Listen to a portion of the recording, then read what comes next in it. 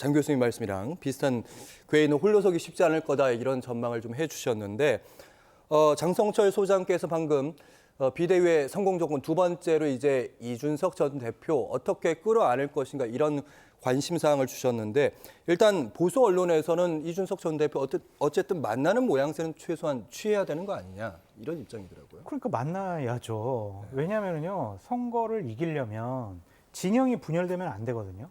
이준석 대표는 어떤 사람입니까? 지난 10여 년 동안 정치를 해오면서 보수 우파 플랫폼에서 정치를 해왔던 사람이에요. 그리고 대선과 지방선거를 이긴 선장이었습니다. 당시 당대표였잖아요. 그런 사람이 지금 탈당하겠다고 얘기를 하고 있어요.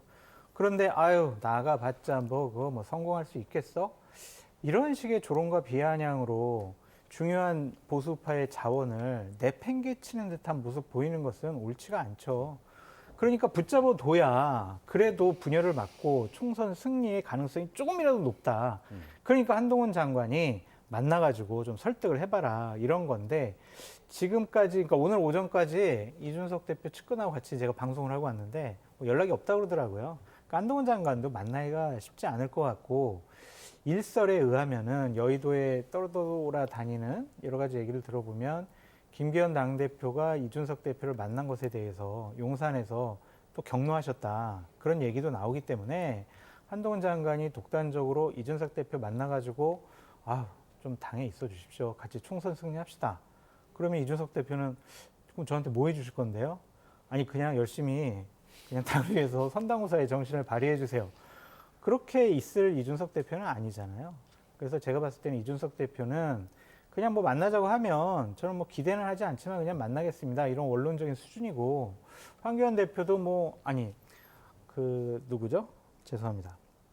우리 한동훈 전 장관 같은 경우도 비대위원장 되더라도 뭐 이준석 대표를 특별히 만나서 설득할 만한 의지도 없는 것 같고 또 대통령과 용산의 눈치를 좀 볼 수밖에 없기 때문에 둘 사이의 만남은 지극히 가능성이 낮지 않을까 그런 생각이 듭니다. 네. 날짜 언급을 안 할 수 없는 게 27일에 탈당하겠다. 이준석 전 대표가 이미 선언을 해둔 상황이고 보통 27일 이렇게 날짜를 말하게 되면 그때까지는 좀 말리는 모양새가 좀 필요하지 않느냐 이런 요청일 수도 있겠거든요. 이거 네. 어떻게 좀 해석을 해야 되는 겁니까? 좀 일각에서는 그런 해석하더라고요. 그러니까 27일 꼭 만나야 되나요? 뭐 당 하겠다고 선언하고 난 다음에 그 다음에 만나도 되죠, 뭐. 왜 당 모양을 완전히 갖추기에는 좀 시간이 필요한 거 아니겠어요? 그러니까 그 사이에 아마 제안하겠죠. 이렇게 또 기대하는 마음이 있을 것 같은데요.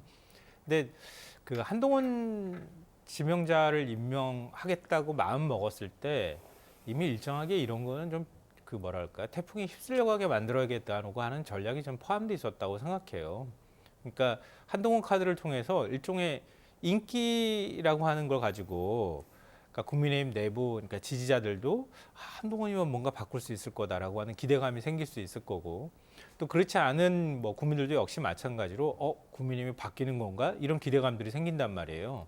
그러면 이준석 전 대표 쪽의 힘이 쭉 빠지는 현상이 나타날 수 있다는 거예요. 그러니까 유승민 전 의원의 영향력도 적어질 가능성이 있거든요. 그러니까 굳이 통합하지 않아도 이 바람으로 그냥 태풍이 휩쓸고 가듯이 그렇게 가면 참 좋겠어. 이런 기대를 지금 하고 있는 것 같아요. 근데 참 쉽지 않아요. 민주당도 이낙연 전 대표가 나와가지고 막 흔들기 시작하니까 사실은 별로 영향력이 크지 않다고 생각하거든요. 많은 국민들은. 특히 호남은 전혀 움직일 생각이 없단 말이에요. 근데 이낙연 전 대표가 계속 나와서 언론인 주목하고 흔드니까 흔들린단 말이에요. 근데 국민의힘도 안 흔들릴 것 같지만 저는 흔들릴 거라고 봐요. 이걸 처리하기가 매우 곤란한 상황이 계속 이어질 가능성이 있거든요. 그러니까 제일 좋은 최상위 시나리오는 이준석 전 대표가 당시 이제 윤석열 후보가 대선 때 이준석 전 대표 찾아가가지고 칵 안고 뭐 이른바 폭탄자 한번 확 돌린다거나 뭐 이런 걸로 통해서 화해하는 모습을 보이는 게 최상위 시나리오처럼 보일 텐데 그거 쉽지 않을 것 같아요. 제가 볼 때는. 일단 대통령이란 벽을 못 넘을 것 같아요. 제가 봤을 때는 한동훈 장관, 전 법무부 장관이 이렇게 이준석 대표를 만나는 장면보다 검사가 이준석 대표를 만날 가능성도 있어 보인다라는 좀 생각이 들어요. 그러니까 이준석 신당이 뜨는 것에 대해서 상당히 뭐 여권으로서는 안 좋은 일이잖아요. 그럼 신당을 막아야 되고 그러면 이준석 대표에 대한 흠집내기가 분명히 일어날 것 같다. 그런 상황이 벌어질 것 같다라는 좀 생각이 드는 거죠. 그러니까 국민의힘으로부터 이준석 대표가 쫓겨났을 때 대전에서 있었던 불미로운 사건에 대해서 아직 경찰이 뭐 무혐의라든지 불송치 결정 같은 걸 안 하잖아요. 네. 그러니까 이준석 대표가 탈당하고 신당을 만들 때쯤 해가지고 이렇게 경찰이나 검찰에서 출두를 요구해서 소환 조사하는 그런 모습을 좀 보여서 이준석 대표의 도덕성에 대해서 좀 흠집을 내려고 하지 않을까. 뭐 그런 생각도 이준석 대표 측은 하고 있는 것 같더라고요.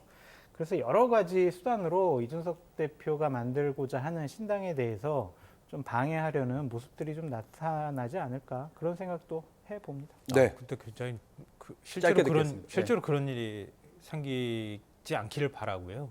그동안에 그렇게 해왔잖아요. 법 앞에 예외는 없다고 하니까 뭐 이준석 전 대표도 수사할 수 있겠죠. 네. 근데 그 예외는 항상 김건희 여사와 관련돼서는 예외가 있는 거다. 이런 국민들의 인식이 좀 더 강화될 가능성이 있기 때문에 전 매우 나쁜 카드가 될 것이다라고 생각해요.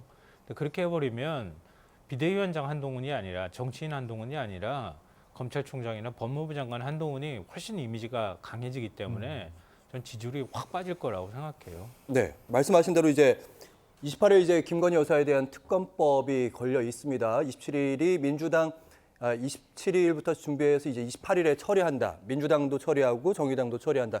이런 입장이라고 하는데 여기에 대해서 대통령실 공개적으로 총선을 겨냥해서 흠집 내기용 법안이다. 이렇게 우려를 표명했고요. 그리고 말씀하신 것처럼 윤석열 대통령이 총선 후에 특검법을 받을 수도 있다. 이런 전망에 대해서 대노했다는 얘기도 있고 여기에 대해서 김성환 평론가께서 어떻게 보십니까? 그 애초에 한동훈 비대위원장을 임명하겠다고 생각했을 때 전 그건 대통령실의 의중이었다고 생각했어요. 왜냐하면 갑자기 느닷없이 이른바 윤핵관이라고 불리는 의원들이 한동훈 카드 갑시다 이렇게 하고 나니까 일제히 그 방향으로 가버렸단 말이에요. 우려하는 목소리가 일부 나오긴 했지만 그냥 뭐 휩쓸려 가듯이 그냥 가버리고 결국 한동훈 비대위가 26일 날 출범하게 됐단 말이에요. 이거는 한동훈만큼 믿을 사람이 없어라고 하는 대통령의 생각이 반영된 거라고밖에 볼 수 없어요. 근데 왜 이 시점에서 이렇게 아깝다고 본인들도 아깝다고 생각하는 카드를 미리 당겨가지고 써야 됐느냐? 결국 이른바 김건희 특검법밖에 저는 없다고 생각해요. 그러니까 대통령의 의지이자 영부인의 의지라고 저는 생각하거든요. 근데 거기다 대놓고 이거 거부권 행사하고 뭐 하면 이거 총선의 악재가 될 수 있습니다. 이런 생각으로 어떻게 쓰든 거부권을 행사해야 되겠다고 생각하고 한동훈 뭐 지명자가 언론에 처음으로 이제 비대위원장에 거명이 되고 난 다음에 언론에 나와서 바로 악법이라고 얘기하고 독소조항 얘기했을 때 그거 대충 얼버무리고 난 다음에 자 우리 그러면은 총선 이후에 깔끔하게 선거에 영향 안 줄 때 합시다. 이렇게 어거지로 사실 지금 논리를 만들고 있는 거거든요. 근데 국민이 그거 동의할 수 있을까요? 근데 그런 국민 여론하고 상관없이 그건 악법입니다라고 대통령실에서 아예 규정해버리고 그거 뭐 이 중재안처럼 내는 것조차도 용납할 수 없다는 거잖아요. 이 뭐 의지가 확실하게 드러나는 거다. 그러니까 한동훈 비대위원장의 김건희 특검법에 대한 태도를 국민들은 다 지켜보고 있는데 거기서 이미 한번 확 꺾여서 그냥 용산직할 체제라고 하는 국민 인식이 저는 생겨날 수밖에 없는 상황이다라고 생각합니다. 뭐 이건 더 이상 말이 필요 없는 문제인 것 같아요.